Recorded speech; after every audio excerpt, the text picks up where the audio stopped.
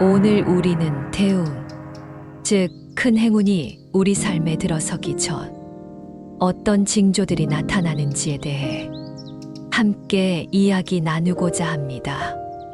많은 이들이 힘겨운 삶의 무게에 짓눌려 살아갑니다. 밤낮으로 애써보지만 통장의 잔고는 늘 제자리를 맴도는 듯하고 SNS를 열면 화려한 성공과 행복을 자랑하는 이들의 모습에 나도 모르게 마음이 작아집니다. 치솟는 집값 소식에 깊은 한숨이 나오고 남들과의 비교 속에서 끝없는 박탈감과 조바심에 시달리기도 합니다. 나는 왜 이럴까? 나에게는 언제쯤 좋은 날이 올까 하는 생각에 잠 못 이루는 밤이 많을 것입니다. 그래서 우리는 종종 밖에서 그 원인과 해답을 찾으려 합니다. 더 좋은 기회를, 더 나은 인연을, 더 특별한 행운을 찾아 헤맵니다. 하지만 부처님께서는 분명히 말씀하셨습니다. 모든 문제의 근원이자 해답은 바로 우리 마음 안에 있다고 말입니다. 거친 파도가 몰아치는 바다 위에서 허우적거리면서 바다를 탓하고 바람을 원망하지만 정작 파도를 일으키는 근원은 내 마음 속에서 불어오는 번뇌의 바람일 때가 많습니다. 운명이 바뀌는 거대한 전환, 그 대운의 징조 역시 하늘에서 뚝 떨어지는 별똥별 같은 것이 아닙니다. 그것은 내 마음의 밭이 비옥하게 가꾸어졌을 때 고요하고 은밀하게, 그러나 분명하게 싹을 틔우는 작은 변화들로부터 시작됩니다. 오늘 이 자리에서 우리는 그 거룩하고 경이로운 변화의 징조들을 함께 발견하고 스스로 복을 짓고 운명을 만들어 나가는 삶의 주인이 되는 지혜를 얻어 가시길 바랍니다. 첫 번째 징조는 세상의 소음 속에서도 마음의 평온을 지키는 힘이 생겨나는 것입니다. 우리의 마음은 본래 고요한 호수와 같습니다. 하지만 온갖 걱정과 욕심, 분노라는 돌멩이들이 쉴 새 없이 날아들어와 마음의 호수는 늘 소란스럽게 일렁입니다. 법구경 첫머리에 이런 말씀이 있습니다. 마음은 모든 법의 근본이 되어 마음이 주인이 되고 마음이 지배한다. 맑고 깨끗한 마음으로 말하고 행동하면 기쁨과 행복이 그림자처럼 그 뒤를 따른다. 대운이 들어오기 시작하면 바로 이 마음의 주인으로 바로 서는 힘이 강해집니다. 예전에는 타인의 말 한마디에 천국과 지옥을 오가고 사소한 실패에도 세상이 무너진 듯 좌절했다면 이제는 그 모든 감정의 파도를 한 걸음 떨어져 고요히 바라볼 수 있게 됩니다. 마치 성난 파도 속에서도 중심을 잃지 않는 거대한 배처럼 세상의 온갖 소음과 시련 속에서도 내면의 평화를 유지하는 힘이 길러지는 것입니다. 일찍이 원효 대사께서 당나라로 유학을 가시던 길에 어두운 동굴 속에서 잠이 들었습니다. 한밤중에 목이 말라 옆에 있던 바가지의 물을 아주 달게 마셨습니다. 그런데 아침에 깨어보니 그것은 해골에 담긴 썩은 물이었습니다. 대사께서는 큰 구역질을 하시다가 문득 깨달으셨습니다. 어젯밤 그토록 달았던 물이 오늘 아침 이토록 역겨운 것은 물이 변한 것이 아니라 내 마음이 변한 것이다. 모든 것은 오직 마음이 지어낼 뿐이로구나. 이 깨달음과 함께 대사께서는 더 이상 당나라로 갈 필요가 없음을 아시고 발길을 돌리셨습니다. 진리가 밖에 있는 것이 아니라 바로 내 마음 안에 있음을 깨치셨기 때문입니다. 이처럼 큰 운을 맞이할 준비가 된 사람은 더 이상 외부의 조건에 휘둘리지 않습니다. 내 마음이 평온하면 해골물도 감로수가 될 수 있음을 아는 지혜가 생깁니다. 여러분 일상에서 이 마음 다스리는 법을 어떻게 실천할 수 있을까요? 거창한 명상이나 수행이 아니어도 괜찮습니다. 첫째, 하루에 단 5분이라도 온전히 숨 쉬는 것에만 집중해 보십시오. 숨이 들어오고 나가는 것을 가만히 느끼는 것만으로도 흩어진 마음을 고요히 모을 수 있습니다. 둘째, 아침에 눈을 떴을 때 오늘도 살아있어서 고맙습니다 하고 속으로 되뇌어 보십시오.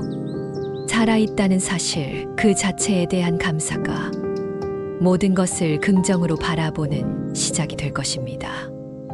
이 작은 실천들이 쌓여 여러분의 마음은 어떤 풍파에도 흔들리지 않는 반석이 될 것입니다. 두 번째 징조는 집착 없이 나누는 마음이 샘솟는 것입니다. 우리는 흔히 움켜쥐어야 행복하고 더 많이 가져야 풍요롭다고 생각합니다. 하지만 부처님의 가르침은 정반대입니다. 진정한 풍요는 채움이 아니라 비움을 통해, 나눔을 통해 온다고 하셨습니다. 금강경에서는 보시부스에 대해 이렇게 말씀하십니다. 보살은 마땅히 어떠한 형상에도 머무르지 않고 보시해야 한다. 이는 내가 무언가를 주었다는 생각, 내가 이만큼 베풀었다는 생각, 그리고 그로 인해 무언가 되돌려 받을 것이라는 기대감마저 내려놓고 오직 자비로운 마음으로 순수하게 나누는 것을 의미합니다. 마치 해가 온 세상을 차별 없이 비추지만 자신이 빛을 주고 있다는 생각조차 하지 않는 것처럼 말입니다. 대운이 가까워지면 이처럼 대가를 바라지 않는 순수한 나눔의 마음이 자연스럽게 우러나옵니다. 예전에는 내 것을 잃을까 두려워 전전긍긍했다면 이제는 나의 작은 것을 나눔으로써 더 큰 기쁨을 얻는 진리를 체득하게 됩니다. 이는 물질적인 나눔만을 의미하지 않습니다.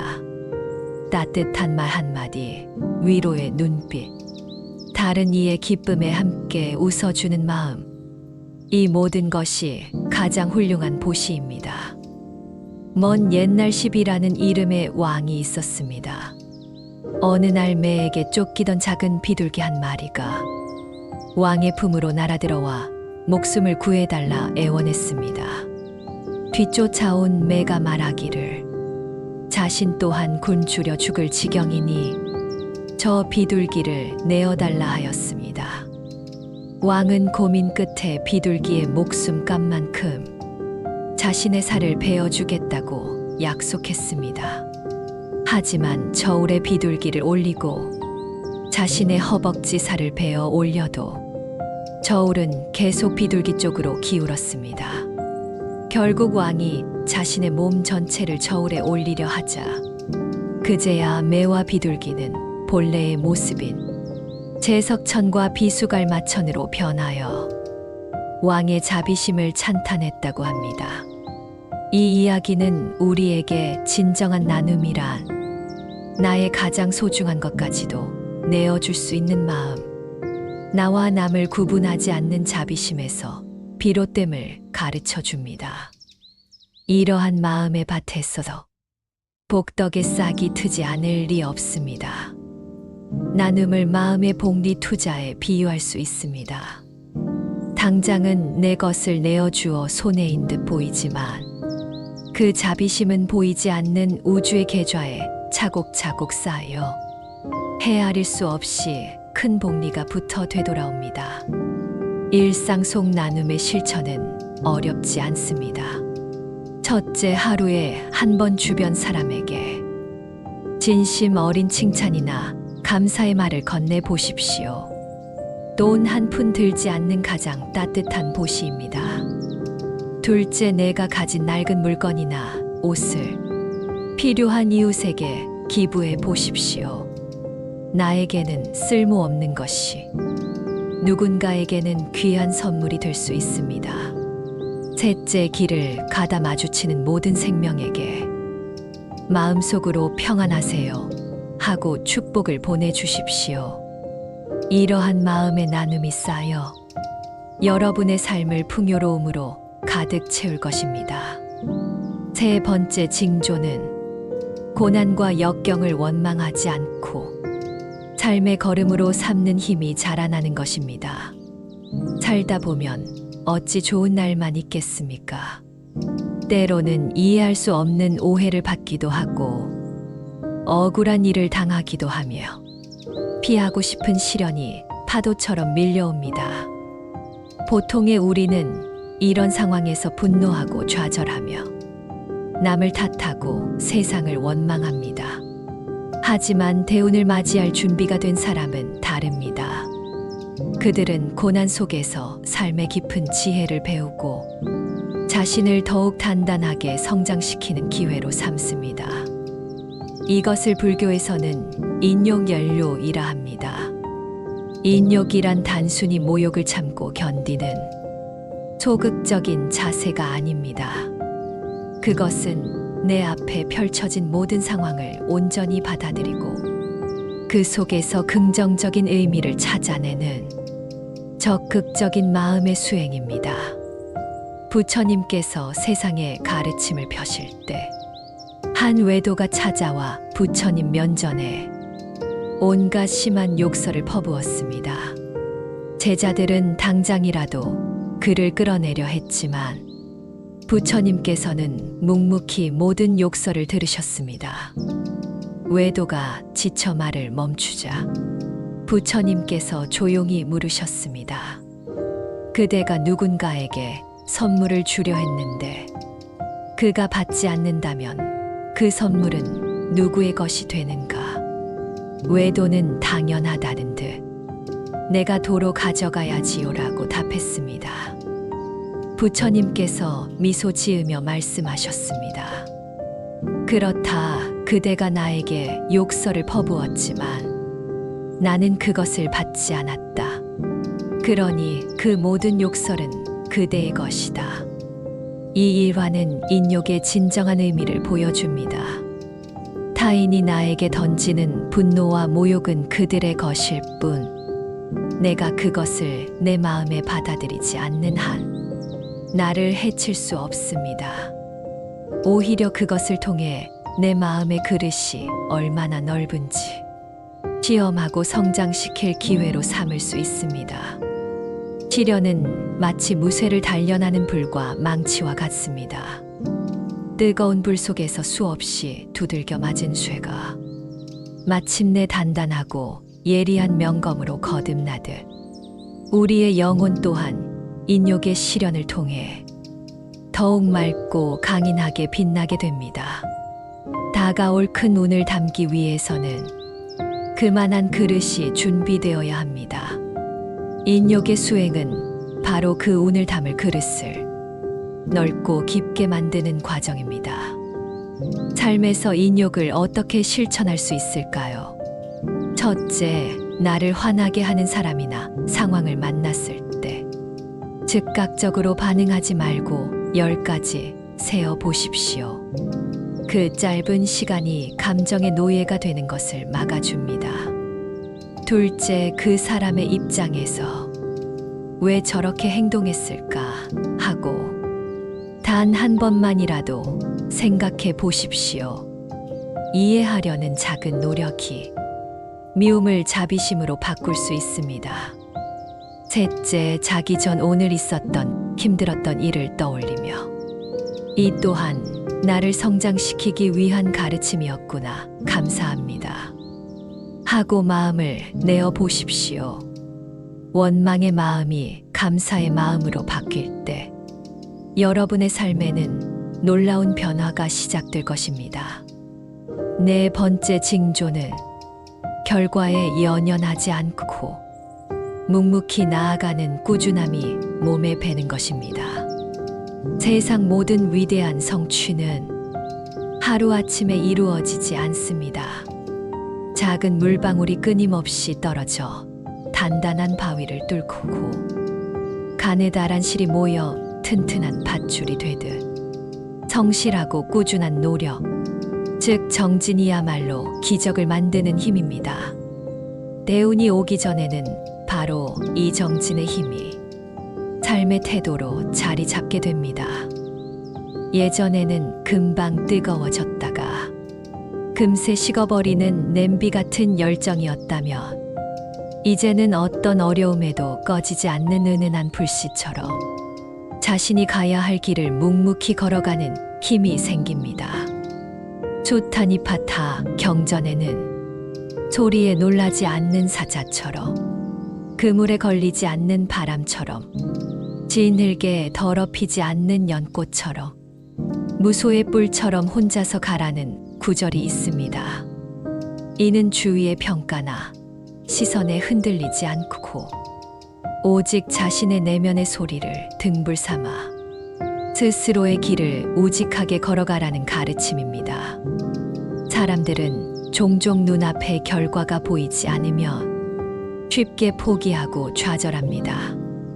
하지만 정진하는 사람은 씨앗을 심고 바로 다음 날 열매를 따려 하지 않습니다. 씨앗이 싹을 틔우고 줄기가 자라 꽃을 피우고 열매를 맺기까지는 햇빛과 물과 바람 그리고 시간이 필요하다는 것을 압니다.